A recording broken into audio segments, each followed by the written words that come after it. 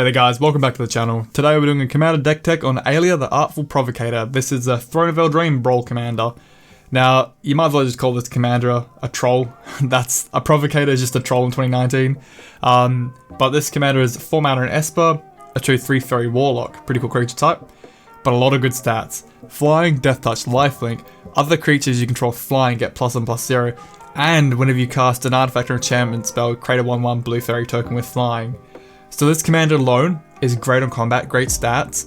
It has a Lord effect for all flying, so it's an evergreen keyword and not a tribal type. And whenever you cast certain spells, you create an army that also get buffed by your own Lord effect. Pretty good to me. A few ways you can build this commander. You can either go Fairy tribal theme, which is cool because there's not that many good Fairy commanders out there. Or you go like a full artifact enchantment build, start slinging them out, make tons of tokens and just overrun your opponent. I think the artifact build is the best because, well, artifacts have flying Thopters, which also get the buff from your commander, and then you also have the internal support of artifacts amongst themselves, so you have a bit of a double synergy there. But this video, I've gone with a bit of a fairy theme because I do like to try and push that tribe there a bit, but also we're using a bit of artifact through our mana rocks and protection to get a lot of free tokens. So let's go into it. So for the game plan, big cards are things like Divine Visitation, which at 5 mana is an enchantment, so we can generate tokens out of it. But whenever one or more tokens are generated, instead make 4/4 Flying Angel tokens. But with the commander, it makes 5/4s. That's really powerful. Of course, Anointed Possession, it's a no-brainer. We make double tokens in this deck. Bitter Blossom, just a steady push of tokens. 2/1s all day long with the commander. You really can't go wrong there. Silent Master Thopterist, he's like a sub-commander here. Whenever you cast an artifact spell, you create a 1/1 Thopter token that has flying. Well, your commander actually says 2/1 again. And Helm of the Host, what a good card. Breaks most commanders it's in. With your commander, multiple Lord effects, multiple token generation. It's good times all around. Now into the Lord effects. Gravitational Shift is probably my favorite here. At 5 mana, big enchantment, but again, enchantments create tokens.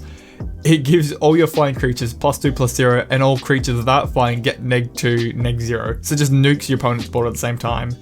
We've got the Eagle here, which buffs all the flying creatures too. And we have Thunderclap Wyvern.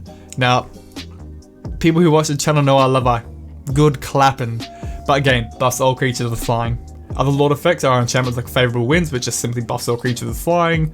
Etchings of the Chosen, this is a pretty spicy one. Enters the battlefield, you choose a creature type. You give that creature type a buff, but you can also sacrifice the creature of the chosen type to give another creature indestructible. Really good way to save our commander. This is really strong protection. Sacrifice one of the tokens the commander generates to just give it indestructible. You can't kill it. And Elish Nor, not a fairy, not flying, but her lord and debuffed her opponent is just that good, we have to run it. And some slightly different lord effects. Sign of Una. It gives all our fairies the buff, so our commander does push out quite a few, and we have a lot of fairies in this deck, so it's still a lord effect here. We've got the Virtue, which is plus a lot of tokens, but we have so many of them, this is good. And we've got the Skyblade here, which gives all other creatures with flying indestructible, and we can pay it pretty cheap with this alternate cost. So into the tribal part of the deck.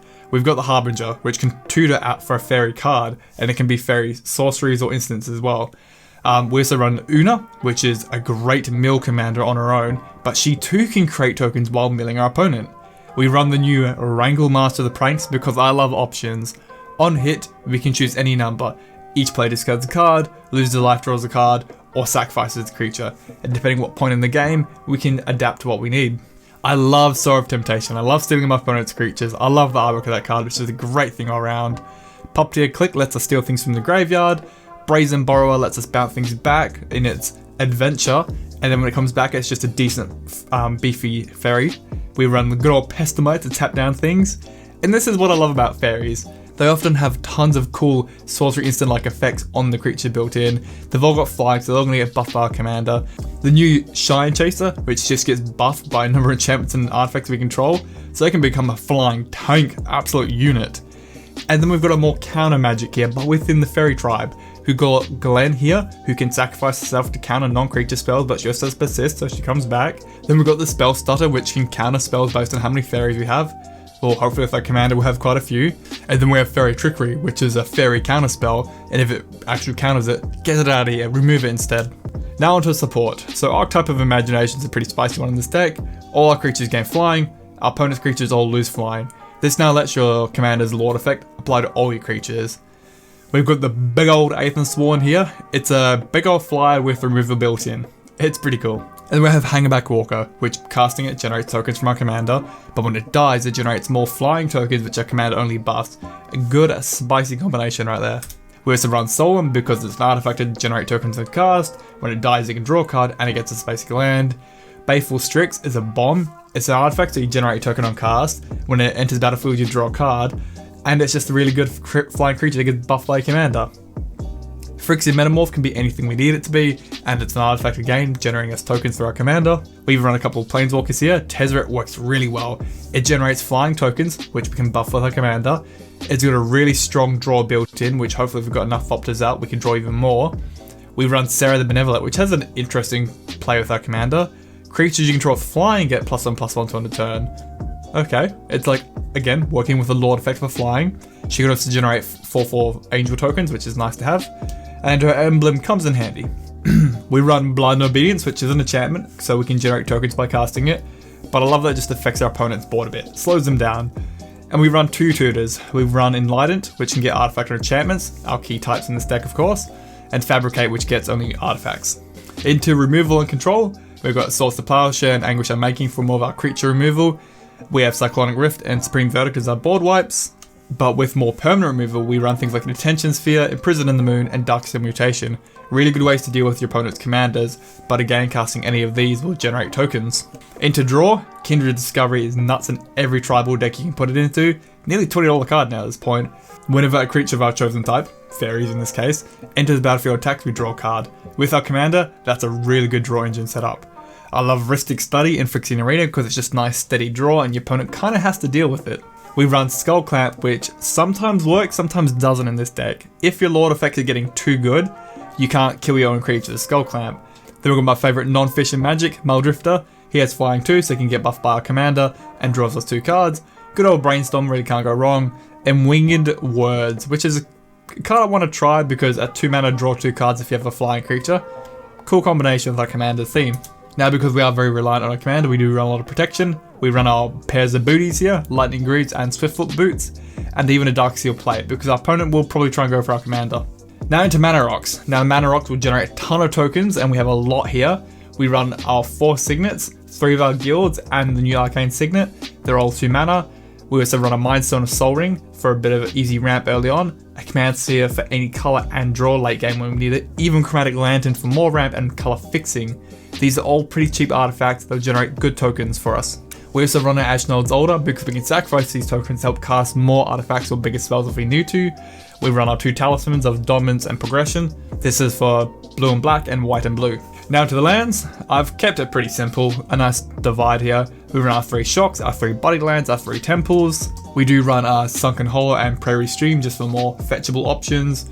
We run an Arcane Sanctum and Command Tower for our 3 colours in 1. In terms of fetch lands, we've got Polluted Delta and Flooded Strand here because they're the more affordable of the fetch lands right now. We run a good old little Evolving Wilds and a Bojuka Bog. This is our colour department here. Into the support lands, we run a Wreck Tower because we have a lot of draw in this deck. It's easy to get a big hand size if we're not careful.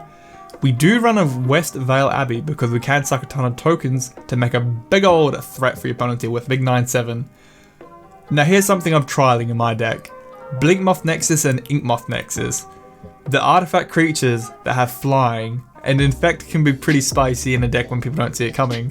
You can often pay the 1 mana and you have at least a 3/4 power flying effector right out of nowhere. It can close out games and it's great against life gain decks.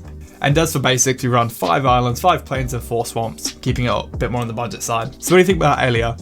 I've tried to keep it with the tribal theme of fairies because they are a bit of a unique tribe we don't get to play with very often.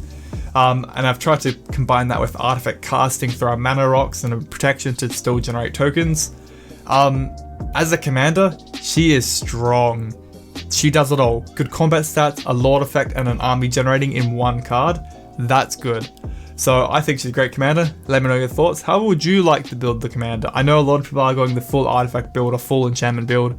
I still think the artifact build's a bit better because you don't get mana screwed. You got better synergy within the deck itself.